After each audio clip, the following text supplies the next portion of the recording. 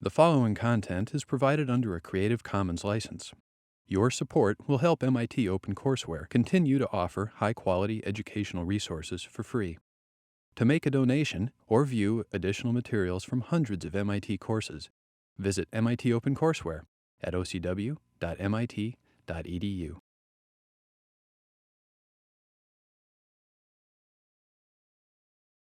And I think we're about ready to get started. So welcome, folks, for lecture number 2 of Fundamentals of Photovoltaics, focused on the solar resource. What I wanted to do to get everybody in the mood of thinking about the sun is pass around a few balls.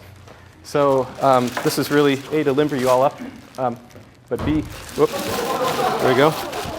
All right, don't let it fall. There you go. I know Ashley's got solid hands. All right, here's one. Pass that around as well. We've got a few more. There, and lastly, right up the middle. There you go. Okay, so today's lecture is really about the solar resource. And as we go through, it kind of helps to have a sphere in your hands, since oftentimes we perceive the world as being flat, no fault of our own. Locally, one can approximate it as a flat body. That's certainly a good possibility. Wouldn't mind passing these out to your friends as well. Thanks. But in reality, if we really want to understand the solar resource, we really have to begin understanding or thinking in terms of spheres and in terms of circles, or in most cases, ellipses. And so we're going to dive into the solar resource. Before we really dive in detail into the solar resource, I wanted to give you feedback to your surveys. So you did a background assessment survey, a census, if you will, and filled out a number of questions last class about your backgrounds. And I wanted to provide you the feedback, the consolidated information, because it's really telling about who your colleagues are. This right here is a little bit of a snapshot of expertise and current career trajectory. So the self-defined expertise in the bottom left is really, I think, the most telling parameter.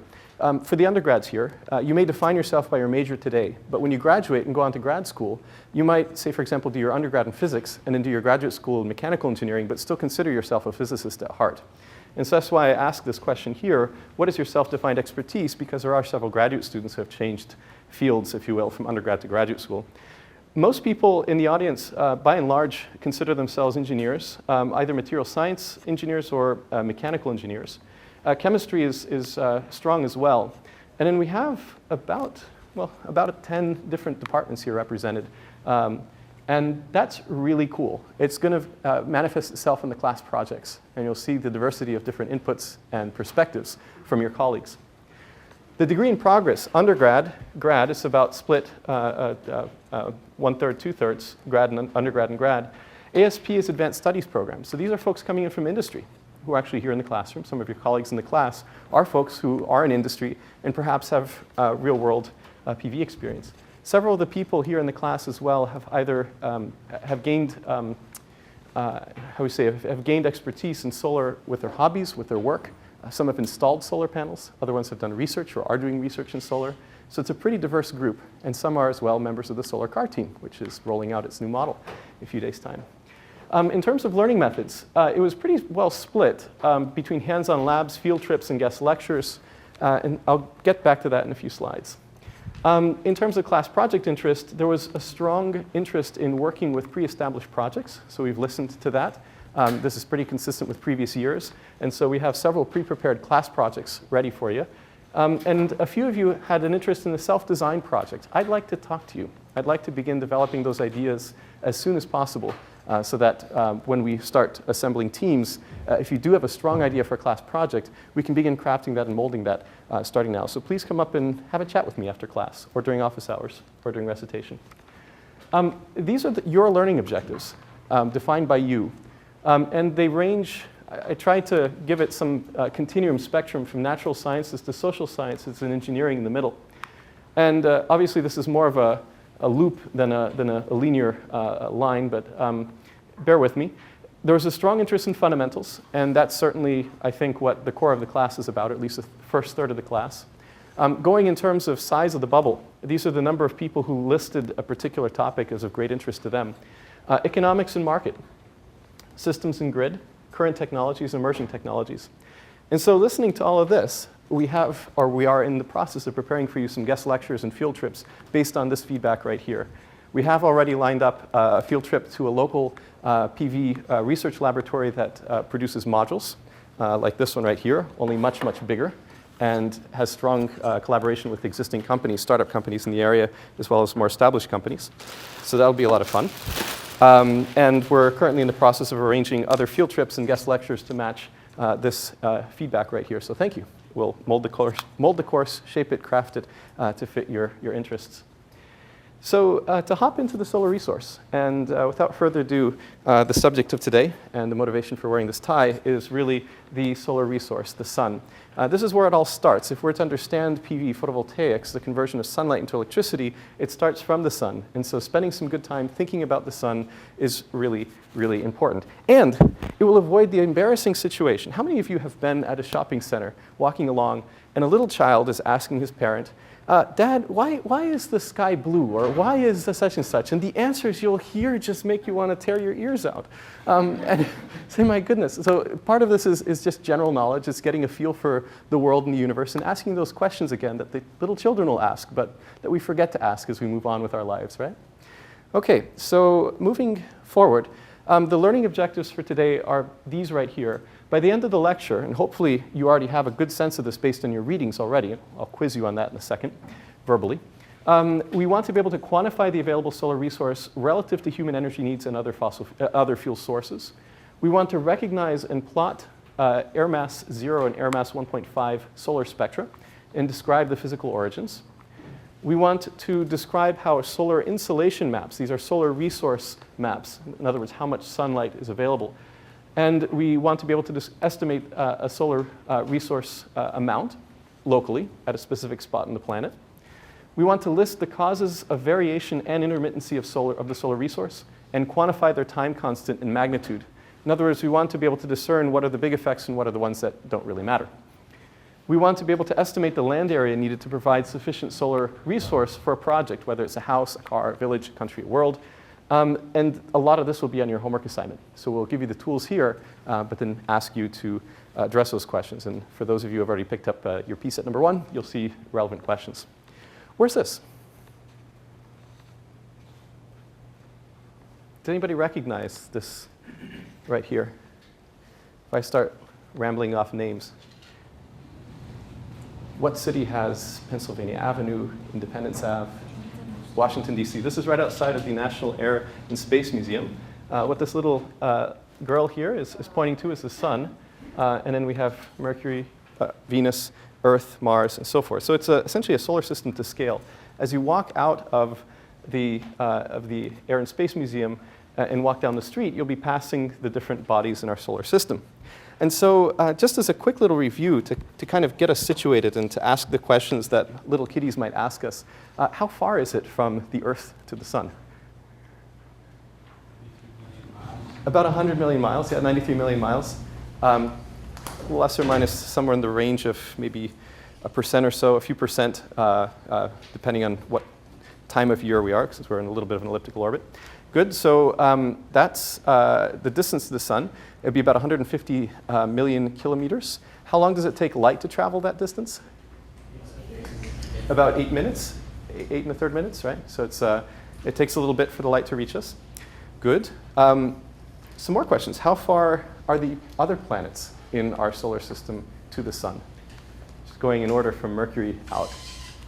Just to get us situated here. If we are at any point planning on throwing up satellites and sending them to other planets, this is a good thing to kind of keep in the back of our minds.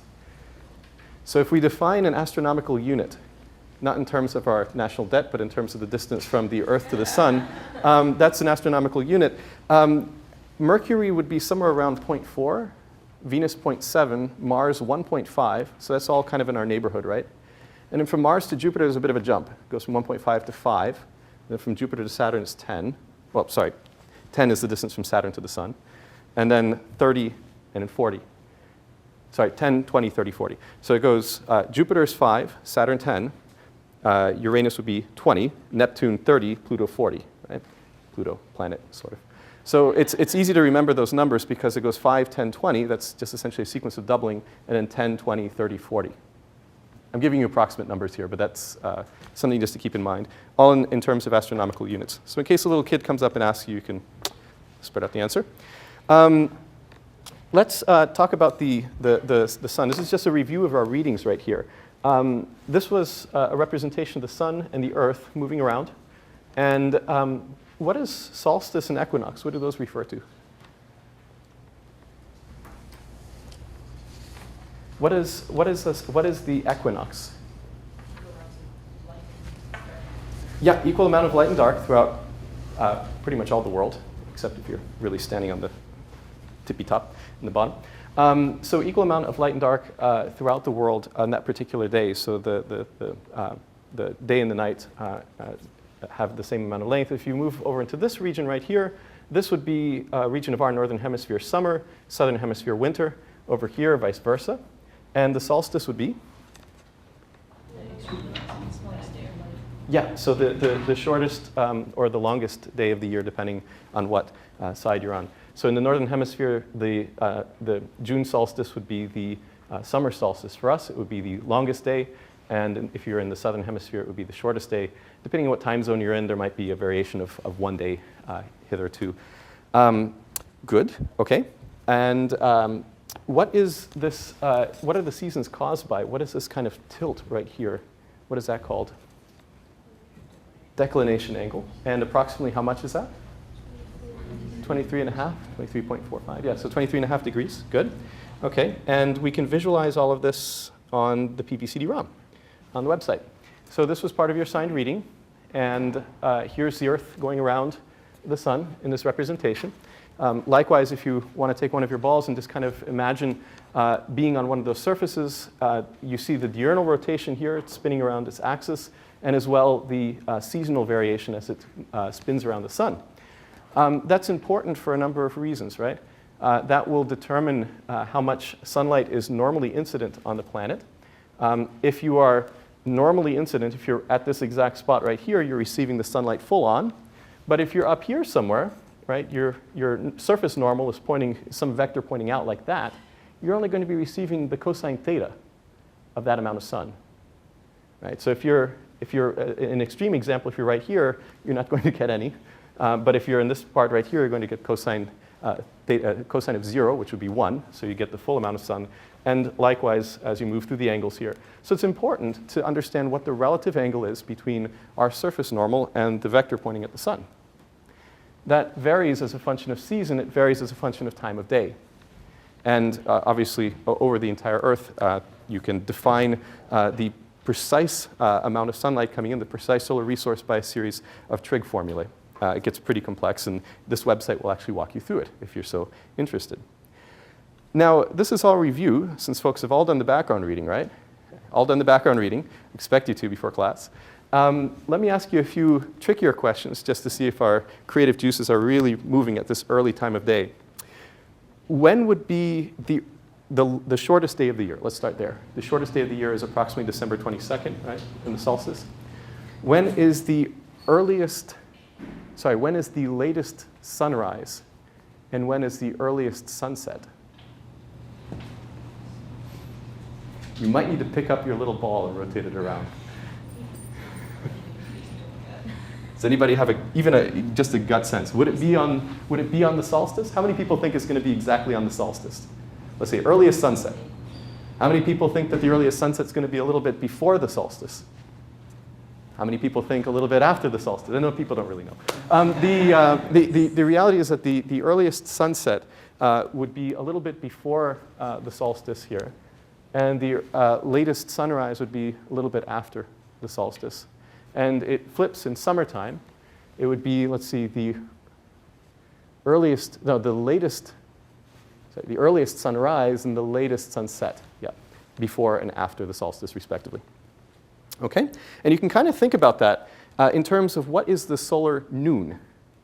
The solar noon is when the sun is directly overhead relative to our chronological noon, which is, I would say, less dependent on the specific angle of the Earth relative to the sun as it moves around this trajectory. Let's get more into that in recitation. I sense since there wasn't much traction there, I don't want to dwell. Okay. Good. Okay. Let's think a little bit more in terms of in terms of the trajectory of the sun later on as we move through some of the introductory material. I don't want to dwell too much. I want to give a little bit of review since I'm sensing that not everybody did the readings. I expect you to do the readings, folks, so let's keep with me here. So a touch of history, since that was asked for, it was requested. I decided to launch a little bit into a history of the study of the sun. Philosophers going back to what I suppose most would consider early India studied the sun. There were some writings of some of the earlier philosophers that were recorded. Some have interpreted these writings as being indicative of perhaps heliocentric models. These are poetry, folks. It's a very different style of communication than what we have today of technical writing. So it's difficult for us to discern, or difficult for me at least to discern when I read the lines verbatim, if this is really somebody thinking about the heliocentric model, or whether this is somebody just describing the universe in the best of their abilities. The real beginnings of heliocentric models began in the 3rd century before the Common Era, and the notions of interstellar distances estimated in a similar manner to what we just walked through today, right? Estimating the distance between the Earth and the Sun and then using that as a measure or a yardstick with which to measure the distances to the other planets began somewhere during that time. Likewise, these writings of old made their way to the Middle East, and in the 10th and 11th centuries of the Common Era, the Middle East, the Arab world was really where science and technology was at. And these days, Europe was still largely mild in the Middle Ages, starting to emerge but in a few places. But by and large, the carriers of civilization in the Western world were really centered in some of the Arab cities in the Middle East. And Al-Biruni in particular was very avid at applying methods of astronomical observation, in particular to aid travel, but in the process discovering a thing or two about our known universe. And of course, finally, Johannes Kepler in Europe, once it starts to emerge from the Middle Ages, with really taking observations from other scientists who very carefully plotted out the position of the different bodies. He came up with some of the mathematical models that described the motion of the planets through the skies, and is largely credited with developing a series of laws that define interplanetary motion. So a couple of interesting things to note is that international collaboration was really essential. These ideas didn't develop in isolation. They were flowing throughout the world. It's important to know that many of the scientists were well-traveled polyglots, meaning they spoke different languages, and that's how they were able to interpret the texts and readings of other people. And it's also to note that parallel astronomical developments were happening in other regions of the world, the Far East, Mesoamerica, and so forth, right? And so obviously there may have been some communication, I would say rather sparse between, especially with the Far East, but there was a fair amount of communication between these regions here, and you can imagine writings or ideas traveling from word of mouth along trade routes. So there was some communication. So back to our learning objectives. Today we're about to quantify the available solar resource relative to human energy needs and other fuel sources. So let's do that. We'll jump right into one of the slides that I showed you last time. This is in terms of terawatts av. Terawatts is a unit of power, very big one. Tera is 10 to the 12. And you can see here the resource of the sun relative to the wind energy resource base relative to human energy needs. If we just consider the resource falling on the Earth's surface as opposed to that falling in the outer atmosphere, there's a little bit of a discount, but we're still very large compared to human energy use. And if we redefine our units from terawatts into HECs, which are human energy consumptions defined in, say, 2050, where 1 HEC is the average, let's say, energy burn rate of 2050, you can see here that these numbers are a few orders of magnitude larger than what our human energy needs are. So if we were able to capture only 1% of all of the solar resource falling on the Earth's crust, we would be actually in pretty good shape. And 1% of the total land area on the Earth's crust, I believe somewhere between 1 and 2% of the United States is covered in asphalt right now for roads. So this could be on houses, on rooftops and buildings and so forth. We wouldn't necessarily have to exclusively repave virgin farmland with solar panels. So going back to quantifying the solar power, we have our sun. We're going to start by quantifying the solar resource by assuming that the sun is a black body. The same way that hot objects emit light, say for example when you turn up your stove and you have a very warm glow coming out of it, the sun is as well a hot body, a black body, sorry, very hot as well, somewhere around 6,000 Kelvin. And the total radiated power is given by Stefan Boltzmann's law here in the following way, where we have temperature to the fourth, and the temperature is somewhere around 6,000 Kelvin. And so we have this power being radiated out at the surface of the sun, and then as it travels outward, it becomes, well, you could say, diluted in effect, because the total surface area of that sphere is increasing, obviously as r squared. And so by the time that that light reaches the Earth, it's only a very small cross-section, or a very small solid angle, to be more precise, of the sun's surface that is radiating directly at the Earth right here. Because this in the absence of scattering centers in the universe that might reflect or bounce the light back toward the Earth. And you can calculate the total power incident on the Earth by that simple formula right there. What is the radius of the Earth? Again, one of these simple numbers you should kind of have in your head. 6,370 kilometers, somewhere in that order, right? And so you can begin estimating here the total power on the order of magnitude. It's going to be tiny compared to the total power that the sun is radiating, thankfully, or else we'd be pretty hot right now. So the average power coming from the sun on the surface of the outer atmosphere is around 1366 watts per square meter. Who's heard of 1366 before? Yeah, you've heard about it? All right. You know where the number comes from now. All right, it's pretty wonky. 1366 is a startup company, a spin-off of MIT focused on solar energy. OK, and so that's at the equinox, which we just learned is occurring somewhere around March 21st, September 21st, coming up soon. Celebration.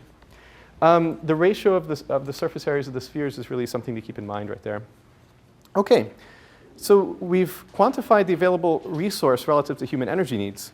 Now we have to come up with some language that we use to describe the sunlight moving through the atmosphere of the Earth and reaching the surface of the Earth, right?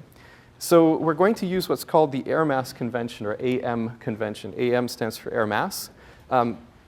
Even without knowing much about how the light is absorbed or how to quantify it mathematically, we can assume that our atmosphere contains molecules, it contains particulate matter, and that's going to interact with the light in some way. It's probably going to either absorb or scatter it. And so as the light passes through our atmosphere, there's going to be some absorption. And the greater the distance, the greater the optical path length through the atmosphere, the more absorption and more scattering there will be. And so we use air mass, or AM convention, to define the path length or the path distance through the atmosphere. AM0 would mean the outer atmosphere. AM1 would be essentially just going straight through normal incidence, so that the direction of the trajectory of the light is parallel to the surface normal of the Earth at that location.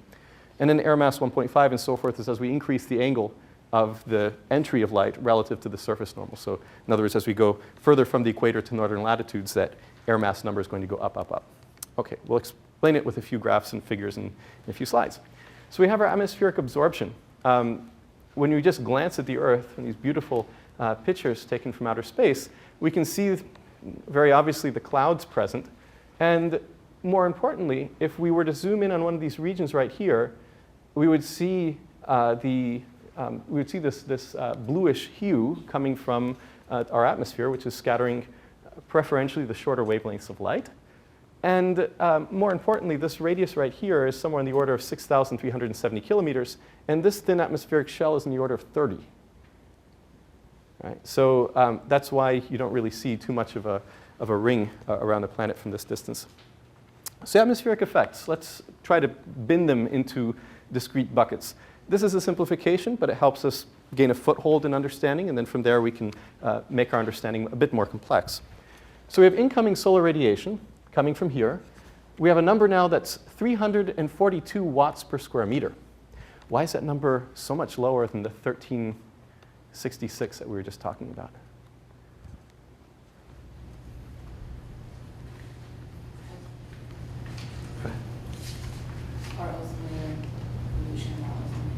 Yeah, so this is meant to be an average over the entire day at one fixed point along the ground, right? So as we're rotating around, we have at least half of the day normally when we don't have sunlight. And then there's, I would say the cosine theta angle is not 1 at all times. It's very rarely 1. And so this is a bit of a discounted incoming solar radiation, essentially a time average solar radiation for a given patch of the planet over a typical day. And so we have a variety of processes here. We have reflection off of clouds. That's pretty clear to see from here. Looks nice and white.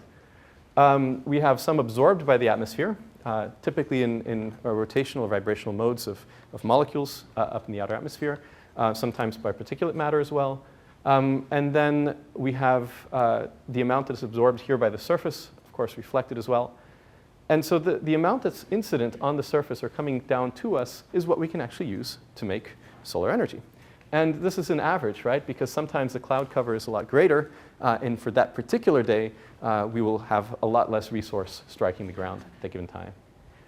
This over here, this is all mostly infrared, right? Where this is visible coming in, once the light gets absorbed and then gets re-emitted, usually gets re-emitted in longer wavelength light, or the infrared light. And this is the stuff that gets blocked by or absorbed by greenhouse gases and then re-emitted equiangularly, and some of it makes its way back to the Earth, right? Okay, so air mass. Let's define that so that we have a common language that we can use to describe the solar resource from place to place. So again, this is the sun. This is the surface right here. And let's imagine that the angle between the incident sunlight and the surface normal is 0, such that the cosine theta term is 1. Air mass here at this point on the surface of the Earth is going to be AM1. So we call air mass 1 if the sun is literally directly overhead. What did we learn about the declination angle of the Earth? It's about 23.5 degrees, right? How far north are we? What is our latitude here in Boston? 41, 42-ish, right? So let's, for simplicity, say that here in Boston, our latitude of Boston Logan Airport is approximately 41 degrees north. And let's say that the declination of our planet is approximately 23.5 degrees. Right. So what would be the angle of the sun in the sky if you were to lie on your back in the middle of the summer solstice and the middle of the winter solstice, and you're lying straight on your back looking up at solar noon? What would the angle of the sun in the sky be relative to the surface normal? How far south would the sun be? Imagine that this is 0 degrees and that's 90, right? So relative to this angle right here, where would the sun be in the sky? Why don't you turn to your neighbor right now and discuss. On the summer solstice, the winter solstice, come up with some set of angles there.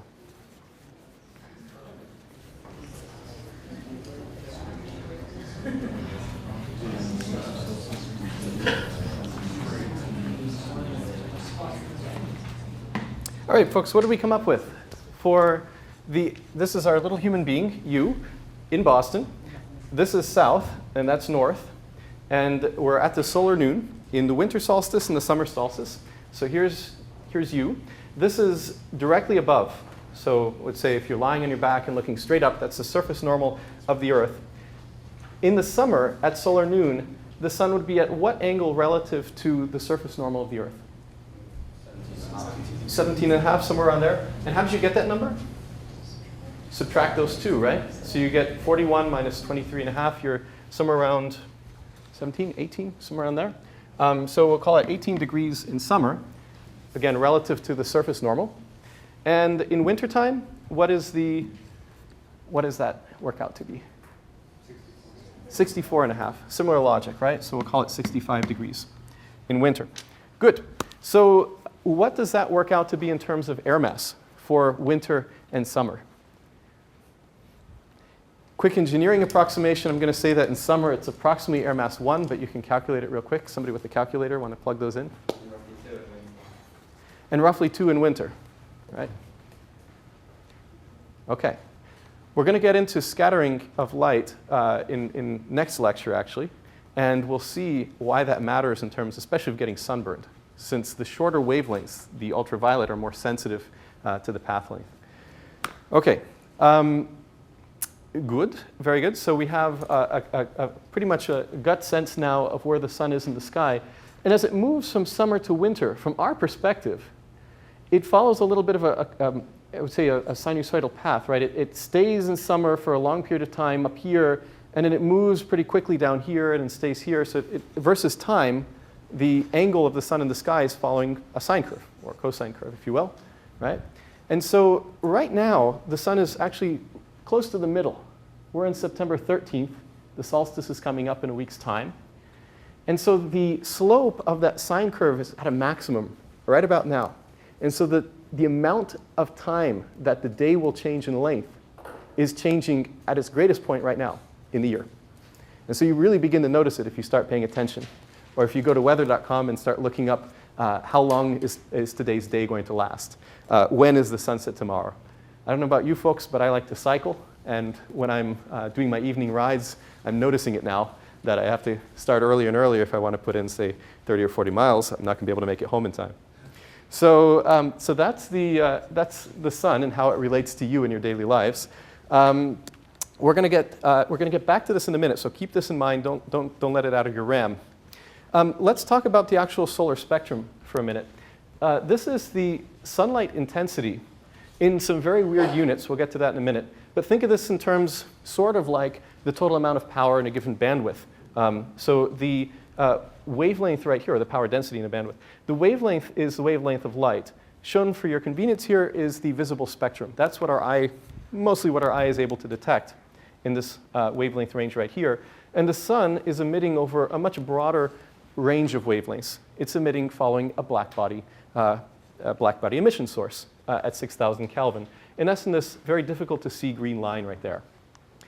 Air mass 0 spectrum looks like this red line right here. And again, letting me remind you that the air mass 0 is the light that's falling in the outer atmosphere. There is no Earth atmospheric absorption yet. Why do we have these little lines here? You see it's not a perfect black body. We have some, I'll give you a hint, absorption lines. Where is that light being absorbed? Is it the ether between the Earth and the sun? No, there's no ether between the Earth and the sun. Where's that light being absorbed? Hydrogen ions and stuff. In the sun itself, right? So these are absorption events occurring in the solar atmosphere. And now if we do air mass 1 or 1.5, let's push it up a little bit from air mass 0. This is now passing through an angle somewhere around 60 degrees. Now what do we have? We have several absorption lines occurring, right? And these correspond to absorption events where?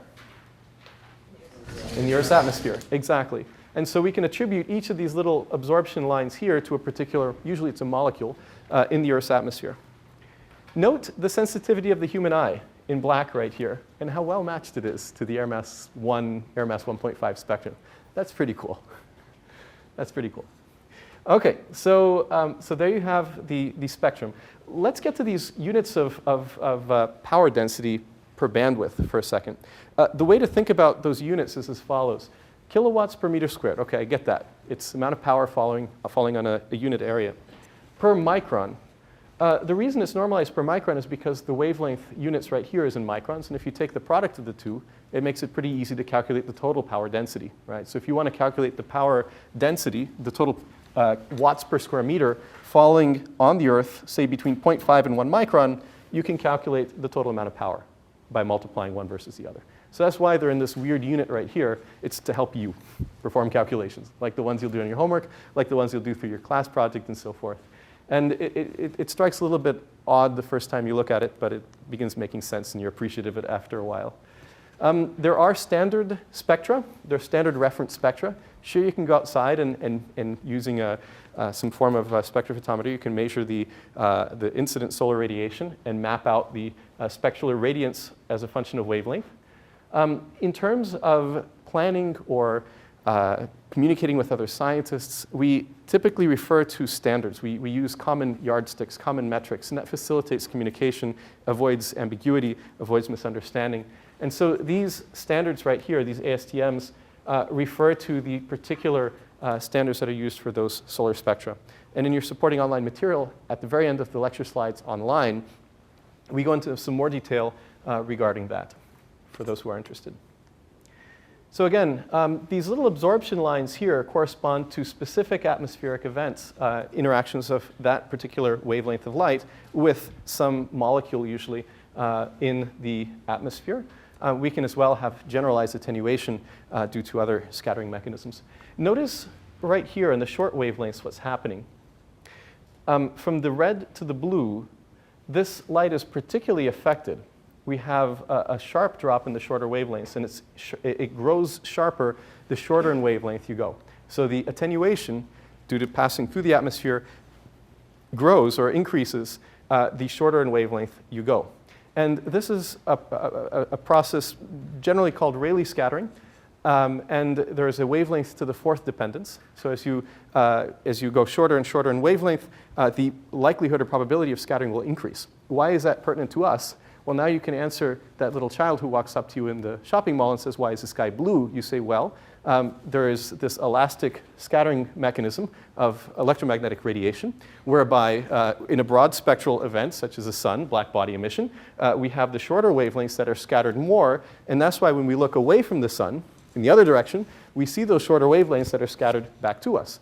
That is pertinent for two reasons. A, it makes the sky look blue. Secondly, it's not only the short wavelengths in blue light that we're worried about, but also the ultraviolet radiation, right? So even on a cloudy day, if there is a few open patches and you can get a scattered light coming in, you can still get sunburn. And secondly, there is a very strong dependence on the path length, the optical path length, the air mass, right? So if you go further north in latitudes, where your air mass increases, right? Because now, if you think about the atmosphere as being kind of a flat, just give me an approximation for a minute. If you think of the Earth being flat and the atmosphere being flat, now the path length in winter is much, much greater than the path length in summer. Same sun, just different path length.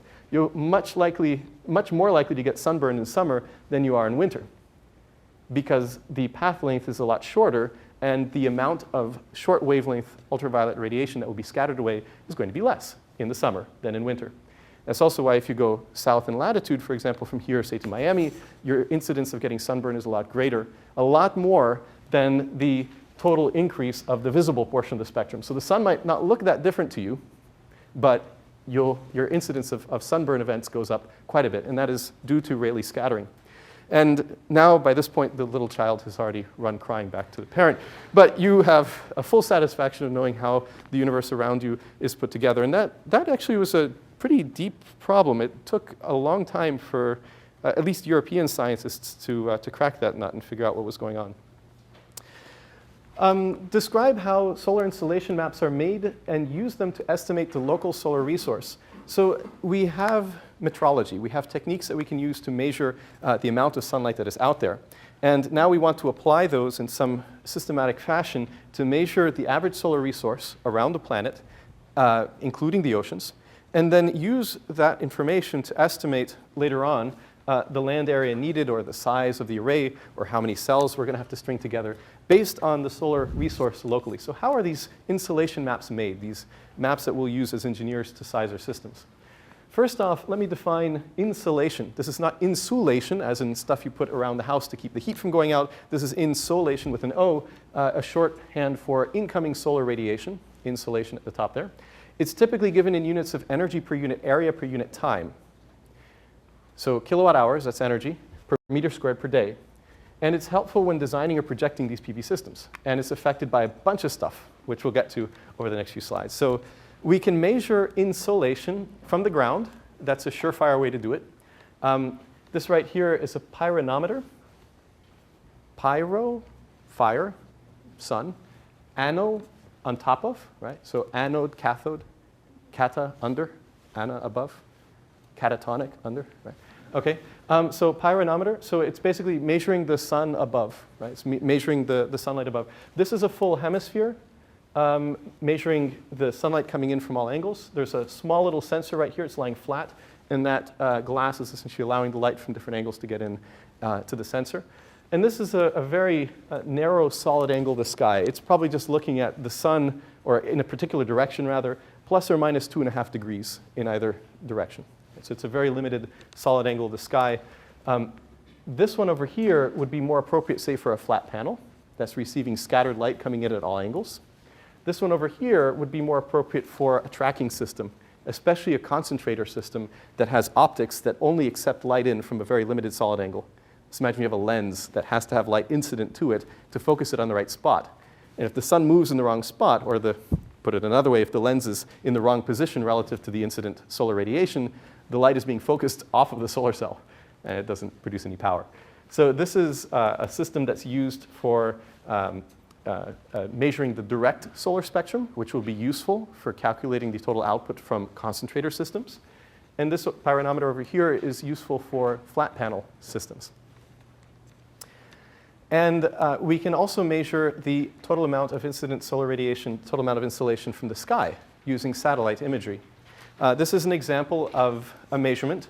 And this right here is insolation, average insolation from 0 to 550 watts per square meter, taken from a NASA satellite with the NASA Earth Observatory. Very cool website, great place to spend a Friday night if you don't have plans. Just log on here and bunches of maps from snow cover to population density to CO2 being emitted to wildfires around the planet. Anything that a satellite can measure, they're measuring, and the insolation value is one of them. And so we have data from various points. This is the insolation in January. So in January, it's the southern hemisphere's summer, the northern hemisphere's winter, and as a result, we have less insolation up north. We're in the blues. In the southern hemisphere is more in the reds. And of course, the tide turns. In July, we have our summer, and the southern hemisphere has their winter, and the poor folks here in Antarctica have nothing. So a couple of things to note, just already straight off the bat. We're noticing that there's, in general, higher insolation near the equator passing right through here, right, approximately. Fun fact, small city up there in the north of Brazil, there's a soccer field that is half in the north and half in the south. Anyway, that's neither here nor there. We have rainforests up here in the north of Brazil, Central Africa, and here in Southeast Asia. And even when the sun is directly overhead, those clouds are preventing some of the sunlight from getting in. And that's why right at the equator itself, we typically have less insolation than we do in the tropics, say Tropic of Capricorn, Tropic of Cancer. Tropic of Capricorn running straight through Sao Paulo, Brazil, Tropic of Cancer running through Key West, just to situate yourselves. And the tropics are how far away from the equator? Right, okay, 23.5, good guess.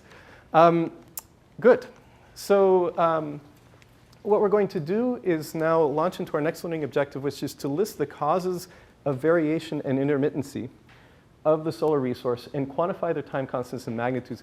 This is really, really, really, really important. The other stuff is very useful from an engineering point of view, from answering certain questions in your homework. This right here determines, or is the singular reason, one of the singular reasons why solar doesn't behave like a regular fossil fuel source, why solar does not produce power all the time. It is variable in terms of its power output. Variability generally refers to the fact that we can predict it's coming. It's going to vary, but at least we can predict it's coming. Intermittency, while not a strict definition, the understanding when somebody says intermittency or intermittent power source, the impression that it gives is that it's unpredictable in terms of its variability, in its variation. So we've talked a little bit about the variation so far, and about the predictable nature of the sun. We've talked about how the sunlight, the solar resource, varies from summer to winter. We've talked about how the solar resource varies as a function of latitude, right? But now we're going to talk not only in a little bit more depth about that and have a few fun in-class exercises to get us really grasping that concept in its entirety, but also talk about some sources of intermittency, which if you have a large amount of solar contributing to the grid and it is intermittent and you have no way of dealing with that, you're going to have fluctuations of energy level on the grid or power levels here as a function of time, and that's not going to be good. So in terms of the seasonal variations, in terms of predicting the amount coming from the sun at a given point, I told you it looks a little bit like a sine or cosine wave. And indeed it does. You can calculate those values based on this website right here, just to show you how nifty and cool it is. Our friends at Arizona State University, Stuart Bowden and Christiana Hansberg, really put in a lot of time to make this. You can vary the time or the day of year right here, for instance. Right? And you can see how the solar resource, this is the direct radiation, kilowatts per meter squared. And this is the time. So if you take the integral of the curve right here, you're going to get what? Units of?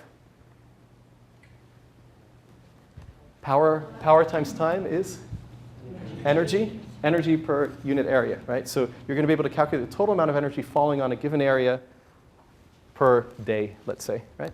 So if we look at the size of this little curve in winter, the total area under this is going to be very small. That's because the solar resource is very small. And the sun rises late and sets early in winter. And as we move towards summer, obviously the total amount of the solar resource increases. Not only it increases because of this, that we have at solar noon, we have less of a path through the atmosphere. We have more sunlight reaching the Earth. We have a total increase of the amount reaching the Earth. We also have that cosine theta term here dictating the cross-section incident to that sunlight coming in, increasing. And so that's driving this going up. And we also have a second fact that the time of the day, the total duration of the day increases, at least in northern latitudes. And here at around 40, let's say 41 degrees north, here in Boston. And we have, because of these two effects, a much larger area underneath that curve. And so as we go through summer, and now finally to September 13th, and back to winter, our solar resource goes back down again. So you can calculate it, you can visualize it. That's cool. And we can plot the total amount of energy per unit area per day, essentially the integral under that curve, as a function of location around the US, around the world, per month, let's say, right? So this is January. This is kilowatt hours per meter squared per day. So it's just taking the integral of the curves measured. So it's accounting for cloudy days, which kind of has a depressive effect. This is an envelope function, if you will, the maximum you could get. And then, of course, local weather patterns will suppress that, drive it down. So this is the real map of the United States. And you can see in sunnier areas that are less cloudy, over here, for example, in Arizona and New Mexico, there is a large solar resource even in January. Atlanta, which has half of the number of sunny days per year as Phoenix does, even if it's at the same latitude, is getting about half the solar resource. They got a short end of the stick. Again, this curve right here is the envelope function, right? And off of that, you can only go down. You can only decrease the amount of solar resource actually arriving at our feet here. And so this is in January, and this is all in the same color scale here as we move through the months. So we'll move from January to February to March, April, May, June, July, August, September, October, November, December. So you can see across the United States how the resource is distributed geographically. The general trend that as you go from south to north, you have a decreasing solar resource holds. You can also see the influence of local weather patterns as well for the same latitude. So that's pretty nifty. And another nifty fact, if you look at the year average value, annual, this is the annual average value. Here in Boston, we're averaging around 4.5 kilowatt hours per meter squared per day. Phoenix, Arizona can be upwards of 6, somewhere in the outskirts. It's not that bad. it's only a few tens of percent. It's not that bad. I tell myself. I don't believe it. I don't believe it myself either. But I try to convince myself of that during winter. All right, let me show you the seasonal and diurnal variations from. We're increasing the level of sophistication as we go along, right? We've assumed you've done your readings. We've started with some simple examples, and now we're really taking it one step further, which is to introduce the full 3D model. And I'm going to do that by use of this really cool app that's available here, right here. This is you standing on the Earth, and you can drag and pull this around. You can see this north, south, east, and west. So I'm going to pull it up a little bit just to give us a little bit of perspective.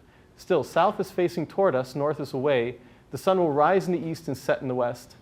Now, if let's say I pull the date back to September, So this little tool is so cool because it recognizes your IP address and situates you at the proper latitude. So we don't have to touch that at all. It's approximately right. We're at about 41 degrees. We're right here in September. And in terms of time of day, we can pretty much just cycle through the time of day if we like. We could, for example, start animation. Let's see, this is going very fast right now. I'm going to slow it down. So you can see the time of day moving right over here. And you can see this, relative to our vantage point on the surface of the Earth, this little yellow dot here and this yellow line is tracing through the path of the sun in the sky from our perspective. And so as we go through the seasons, I'm going to speed it up just a little bit so that we pay more attention to the position of this yellow line and less attention to the diurnal variations. We're paying more attention to the seasonal variations. I'm going to vary the seasons by force here. I'm going to go back to July or June, if I may. Here we go. Yeah, so there's a number of other lines right here, and they're all explained very carefully. There's the hour of ascension, which would be prime hour circle. Yeah, so I believe, I'd have to go back and double check all of this, but I believe they relate to the, what would be the sunrise and sunset of that given day. Let's see if our hypothesis is correct. No, it is not. That would have to be, since it's varying in a systematic way from January through the summer and then back to the winter, I'm imagining this has something to do with the direction of the sun relative to the Earth, right, as it traces that ellipse through the sky. So let's pay attention to that yellow line for a minute. That's the one I want to attract everybody's attention to. Now we're in June, so in the height of summer, and relative to this observer right here, the sun is further up in the sky, right, just like we traced out right there. And now as we go to winter, that line drops closer to the horizon. So a couple of things happen. If we look like this, for instance, now we're looking straight down on the observer. In wintertime, the sun will rise in the southeast, right, and it'll trace this arc through the sky and set in the southwest over here. In the summertime, the sun will rise almost in the northeast, north of east, right? Just slightly north of east. And that's why if you have a north-facing window and you put your little plant on the windowsill, it'll get a little bit of direct sunlight early in the morning and late at night. Because when the sun is tracing this part or that part through its trace in the sky. So it's worth sitting down with one of these plots, toying around with it, getting accustomed to it, and understanding really how the sun traces its arc throughout the sky relative to our position right here on the Earth. If we shift this further up north, really interesting things begin to happen. So for example, my wife is from Sweden. If we go to her hometown right here, in the middle of summertime, right at the solstice, you can see the sun traces this awesome route from north to north, barely leaving the horizon. If we look at, again, from the perspective of the little creature here, that yellow arc is really close to the horizon. Maybe it goes up about that high, but it continues going all the way to the north. And if you keep going north, it will never set during the middle of summer. It'll just be light all the time. And you can see here, it just traces that orbit right around there. It's all trig, folks. We can do it. We can sit down and we can work through the equations by hand. I did that once. It took me a long time. I didn't learn that much. I would instead advise you to go to one of these simulations right here, but to understand all the inputs into it, all the different components, right? The fact that the sun, the Earth is moving around the sun as a declination angle, seasonal variations, and so forth. Very useful tool. You have the website link right here, and yeah. So from this tool, actually, one last tiny thing. From this tool right here, we can understand why, okay, this is real stretch, and forgive me, social scientists in the room for doing this, but I have to project a little bit of science onto human behavior. How far west is Madrid from GMT? Madrid, Spain. It's 3 degrees west of the Great Meridian, right? So the line that divides the east and the west hemispheres is 3 degrees west. But it is one time zone earlier than London, right? So it's in the same time zone as Germany and all the other cities that are east of London. And this is just for convenience factor. If you're traveling from one continental European country to the other, it just makes sense to have everything be on the same time zone. You get to work at the same time, sort of. Pick up the phone, call somebody, you're doing business. Now, relative to everybody else in Europe, though, is the sun setting later or earlier if you're that far west in your time zone? Later, right? So the sun is setting later if you're there. So if you're eating according to the sun, not according to what your watch is saying, but if you're choosing to eat dinner when the sun is setting, when will your watch say, oh my goodness, it's really late? When you're in Berlin or when you're in Madrid? When you're in Madrid, right? So again, I'm not saying that this is the sole reason for social behavior being a little different on the Iberian Peninsula, since Portugal also eats very late and they're in the same time zone as London, but it could be a contributing factor, right? The sun is still up in the sky when it's 5 p.m. in winter, let's say, and where in Germany it's set a long time ago. So these are just little things to keep in mind. An easy way to calculate that, when is the solar noon, you look at the Earth more or less like we're looking at this right now. We have 360 degrees. We divide that into 24 time zones. And then we say, OK, about 15 degrees each, right? And then we can begin counting from there. If in Boston, we're 41 degrees north, but we're 71 degrees west. Right? We can say, OK, we should be, for GMT -5, we should be at around 75 degrees. And so we're a little earlier. So we do things a little earlier around here than what the solar noon should be telling us to do things. Wake up a little earlier, go to bed a little earlier. And that's why students you're like, dang, there's no nightlife around here. I'm not saying that's the only reason, but it could be a contributing factor. Whereas the opposite happens when you're far west in your time zone. OK, so again, just trying to wrap our heads around the solar resource and around the world around us so that we can answer that little child in the shopping mall when they come with questions. What are these? Solar trash compactors, right? At the student center. Anna's Taqueria is right over there. Dunkin' Donuts is there, right? So these are solar panels mounted on the tops of those. And what the solar is doing is charging a battery inside. Once the trash reaches a critical level, a sensor is triggered, it stops you from opening this bin, and it compacts the trash, right? And then releases and allows you to open and put more stuff in. And what it does is it minimizes the number of times between trash pickups. If labor is a large portion of the cost of trash management, of waste, of refuse management, then it eliminates some of the labor, transferring it instead to the technology. And so installing these at the student center, I had a little bit of a pet peeve.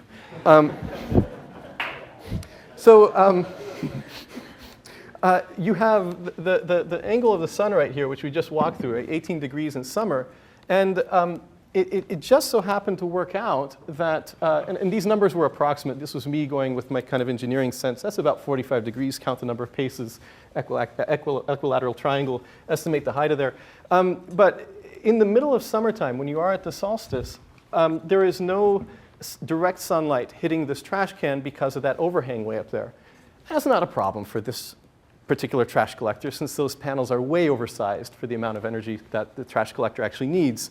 And there is a fair amount of what we call diffuse sunlight, meaning sunlight being scattered off of other things. That's why this portion of the image looks white. It wouldn't look white if there was no diffuse scatter. It would look black, pitch black, if there was nothing to scatter the light off. Like in outer space, there's nothing to scatter. That's why it looks like a black night. But instead, there's a large amount of diffuse light. There is still some sunlight reaching it. And since the panels are way oversized and the system is over-engineered, it still manages to acquire enough energy to compact the trash, and it doesn't have a catastrophic stop. But it was an example of somebody not really thinking much about the direction or the angle of the sun in the sky. They probably installed it sometime around March, right when the snow started to melt, and the sun was right around here, right? And so the angle was around there, and it made it into the trash collectors. But as the summer came along, it got shaded. So it's something to keep in mind when doing a solar installation. It is important to calculate these things, and I just pick out one small example. I'd encourage you to walk through. I was going to have that be a small little in-class example, but since we're running short on time, I'll just give it to you like that. OK, fixed versus tracking systems. So if the sun is moving as a function of season and as a function of time of day throughout the sky, and we can see that very nicely, again, through our demo right here. So if the sun is actually moving, one embodiment would say, OK, I know more or less what the sun is going to do as a function of season. Forget the diurnal variations, but just the seasonal variations. I know that the sun is going to be on average somewhere around here, somewhere around my latitude. So if I point my panel at latitude tilt, right, since this angle was, what was it, 41 plus 23.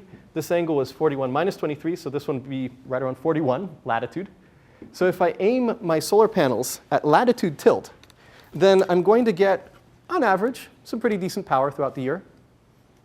I'll have a little less in winter, a little more in summer because, well, just because of the amount of solar resources available. But all in all, I'll be all right. At most, I'll be off by 23.5 degrees. You can do that, and that's called fixed latitude tilt. And typically, you'll face the panels south, approximately. We'll get to that in a minute. Depends on local weather patterns. If you have fog in the morning, for instance, you want to face them a little to the west. But we'll face them south and at latitude tilt. Or we can decide, no, let's actually track the sun throughout the sky throughout the day. And so we'll start in the east in the morning and have it rotating through on one-axis tracker throughout the day. Or we can have a two-axis tracker where it rotates to follow the sun throughout the seasons as well, a kind of a north-south tilt. And that's what's plotted right here. This is a quick approximation of the fixed one-axis and two-axis trackers for a given system in Boston using a simulation tool called PV Watts. There's a link to that. It's based on the National Renewable Energy Laboratory website. There's a link to that at the end of the slides. But this shows you the total system output in terms of kilowatt hours, in terms of hours per day. I think, yeah, it's a little bit of an odd units there on the y-axis, but it shows you the relative gain that you would get by going to a one-axis and then finally a two-axis tracker. So in many places, it makes sense to go to a one-axis tracker, since especially you broaden out the peak near the peak hours of the day, and that's really good. But not always does it make sense financially to go to a two-axis tracker. You're adding another motor onto that thing. It's really not gaining you that much. Obviously, you have to calculate it out yourself for that specific location. But by and large, a generality, a one-axis tracker makes sense for a flat panel. Now, if you have a concentrator lens in the front and it has to be looking directly at the sun, then you're kind of forced to go to a two-axis tracker. OK, and there you have your total system output, which is just the integral under the curve over the entire year. So definitions, should have done this before, but direct sunlight, looking directly at the sun, and then diffuse sunlight, or scattered light, coming off of other things, right? So diffuse sunlight would be coming from the other angles in other directions in the sky. The direct sunlight would pretty much be at the sun, plus or minus a few degrees. And we have different ways of measuring this would be flat plate. Up there on the upper left, it says flat plate facing south latitude tilt. Just like we said, it's facing south in the United States. That's good. Latitude tilt, meaning it's tilted at our latitude. So if we go from the southern tip of Florida and Texas up to the northern tip of Minnesota, we'll be tilting it more and more toward the south like this, going from Texas to Minnesota, right? From Texas to Minnesota. And so latitude tilt, facing south, flat plate. This is essentially accumulating all of the sunlight, the direct and the scattered light, because it's all being collected by that flat plate there. This map, on the other hand, is for a two-axis tracker, and it's looking at the sun plus or minus 2.5 degrees. And so it's really only picking up this right here out of the sky. And when it's sunny all the time, you're golden. You're tracking the sun. You're actually getting more energy than you would if you just had a flat plate, because the cosine theta angle is changing throughout the day if you have a flat plate. When the sun is in the morning time, you have a flat plate like this. So if my sunlight is coming in like this, and I do cosine theta of the angle, I'm only getting a very small amount of the incident sunlight projected onto this plate right here. Whereas in the middle of the day, now cosine theta is 1, I get the full sunlight. But if I have, for instance, a tracker, I would be able to face this panel due east and then track it throughout the day. And that's where I'd get this additional energy boost here in the mornings, right there, from the tracking system. So if I have a tracker, I get a big gain in the places that have a lot of direct sun. And if I'm only looking at a very small solid angle of the sky, if I'm only looking at, say, this little portion of the sun, on cloudy days, most of the sunlight is coming off of the diffuse light, not from the sun. If I have a flat plate, I win. If I have a concentrator, I lose on a cloudy day. And so that's why in some of the regions of the United States that are notoriously cloudy, I won't point to anyone in particular, it's actually better for non-concentrating solar in terms of total energy output. And in other regions of the United States where we have a lot of sunny days, you start having two-axis trackers making sense. And it's just really the ratio of these two maps. Whoopsie. This one, which is flat plate, and that one, which is concentrator. You see over here, we win if we go for the concentrator. And over here, we get more energy out, oopsie, more energy out if we use the flat plate.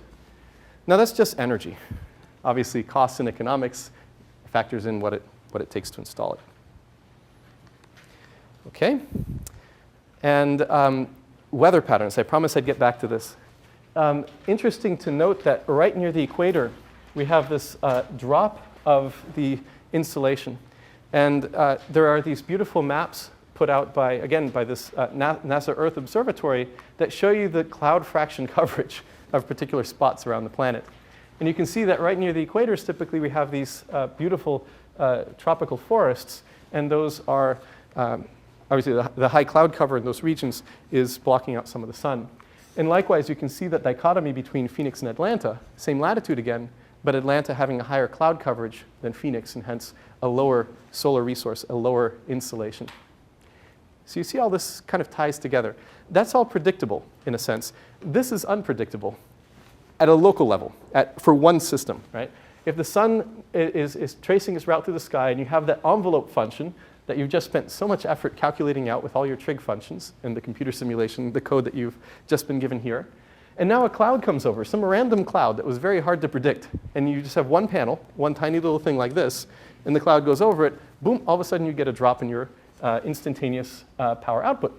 Boom, drops again, another cloud drops again, and then a thunderstorm in the afternoon. So a meteorologist could have told you that this thunderstorm was coming, but a meteorologist would be hard-pressed to be able to predict the evolution of a tiny little cloud over your system.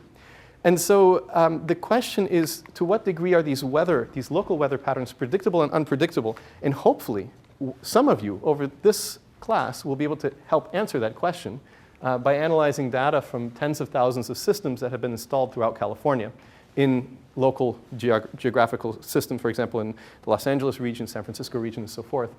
If you start averaging the curves, the energy outputs as a function of time from a variety of systems throughout a neighborhood, you can probably average out the small tiny clouds. You probably can't average out the thunderstorm, but you probably could have predicted that the thunderstorm would have come along, right? And so this is a hot area of solar research at the systems level, is trying to understand to what degree are PV systems predictable? To what degree can the power output of a PV system or an ensemble of PV systems be predicted in advance? So we don't wind up in a situation where all of a sudden we have this catastrophic drop of a cumulative PV system output of, say, 30%. And meanwhile, it's a hot summer day, everybody's air conditioners are going, and we cause failure of the power grid, kind of worst case scenario. So this boils down to intermittency, with the short time constants tend to be less predictable, cloud cover, and it's relevant for predicting power supply reliability. And the longer time constants tend to be more predictable, the diurnal or seasonal variations, and these are relevant to calculating total energy output annually. And oftentimes when we just work off of these long time constant variability issues, we're assuming we have access to easy storage. Right now, the solar panels on top of my roof, they're producing in excess of what we're consuming right now, because neither my wife or I are at home, and they're injecting that power into the grid, and the grid is serving as our big battery, as our storage unit. And I'm riding free. I'm a free rider right now. I don't pay for that service necessarily. I do to NSTAR. But they're not charging me extra for the service of using the grid as my big battery. Another thing to keep in mind is that we're calculating all of this on the basis of engineering and scientific principles. We're calculating the solar resource, which is a good, important first step. Now, if we look at the actual solar installations by year and by country, this is a big table, but follow me on the two underlined red lines here. DEU, that stands for Deutschland, Germany, and USA. We'll see that Germany has about 7 times more solar installed cumulatively than the United States does. And yet, if we look at the solar resource in Germany relative to the US, this is average annual, same scale, going from 900 to 1,200 kilowatt hours per kilowatt per year, we can see that there's a lot more sun in the United States than there is in Germany. So there's something else going on than just the solar resource. And that's the economics. That's why we talk about the policy and economics later on in class. That's why we dedicate a sizable portion later on talking about that. Lastly, our final learning objective before we halt for questions and for comments, we need to estimate the land area needed to provide sufficient solar resource for a project. And this is really where your homework picks up, and we'll spend some time in recitation walking through this. But it's important to get your units right. And so I want to do a quick quiz right now. Think in your minds which of these properties correspond to which units, or are described by which units over here on the right. So do kind of a linkage in your mind, one-to-one, connect, connect, connect, connect, without looking at your slides. And then we'll do it in 3, 2, 1. Those are your answers, right? So the ones that usually get confused are power and energy, kilowatts and kilowatt hours. I'm not saying this is easy, but the way to remember it, the easiest way to remember it, would be to remember that the power-time product is equal to energy. So if you have power, instantaneous energy burn rate versus time, some plot that looks like this. If you take the integral of that curve, that's your total energy. So in terms of units, current, voltage, power, and energy, a hairdryer versus a fridge, which is more likely to blow a fuse and which is more likely to blow your budget? Hairdryer is more likely to blow a fuse. Why is that? Yeah, high voltage, well, high current, really, because everything's running 120. It's a higher current. It's pushing the wattage up to around 1.5, 1.7, so 1,500, 1,700 watts. So it's running close to the 15 amp limit. And the fridge, on the other hand, is probably an order of magnitude lower. But the fridge is running all the time, and your hairdryer is only running a few minutes a day. Right? So in terms of blowing a fuse, it uses a large amount of power for a very short amount of time, whereas the fridge uses a smaller amount of power for a longer amount of time. And the integral under that curve winds up being more, typically, than your hairdryer. That's the total amount of energy. And you pay by the energy. You pay by the kilowatt hour to your utility company, and that's why it would blow your budget. Yep, oopsie. So the numbers work out to somewhere around 1 kilowatt hour per day for the fridge and about half a kilowatt hour a day for the hairdryer. A kilowatt hour is how much in here? 18 cents? Most people pay about 18 cents per kilowatt hour. And so you can calculate how much it costs to keep things running in your house. Most of us don't usually think about that. And last point. In your homework assignments, you're going to be asked to size out systems, PV systems, photovoltaic systems, in different parts of the world. And the easiest way to do that is if we take a panel and we say that this panel right here is rated at a certain amount of power, right? So under peak illumination conditions, when the panel is seated at incident sunlight, so the cosine theta term is 1, and the incident solar resource is 1,000 watts per square meter, so around AM 1.5 conditions, this panel right here would be producing, this one's tiny, it would be producing around 6 watts peak. But most of these panels over here are producing somewhere around a few hundred watts peak. And so the panels are rated in terms of watt peak because the panel manufacturer doesn't know where you're going to install them. You could decide that you're going to install it in Alaska, in which case it's going to produce about half the energy that if you installed it down south in the continental US in, say, Arizona, maybe a third of the energy. And so it doesn't want to rate the panel in terms of the energy output. It's not going to guarantee that you're going to get a certain energy output off of the panel, but it'll guarantee that the panel was rated at a maximum power of such and such under standard testing conditions. Now that's good because you can generalize it, which you'll do for your homework, but it also has a downside because standard testing conditions aren't real world conditions. The panel isn't always operating at 25 degrees Celsius. The panel isn't operating always at incident sunlight normal, right?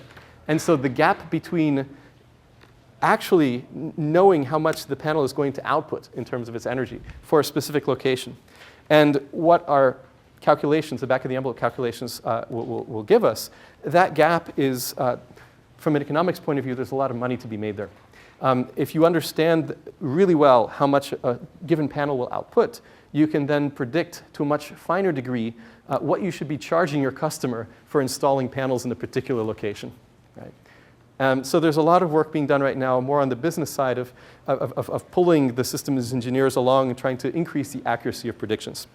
And so with that, I will leave off on this slide. We can get to it during recitation tomorrow at 4. I welcome your questions here at the front if you have any. Otherwise, I'll see you tomorrow.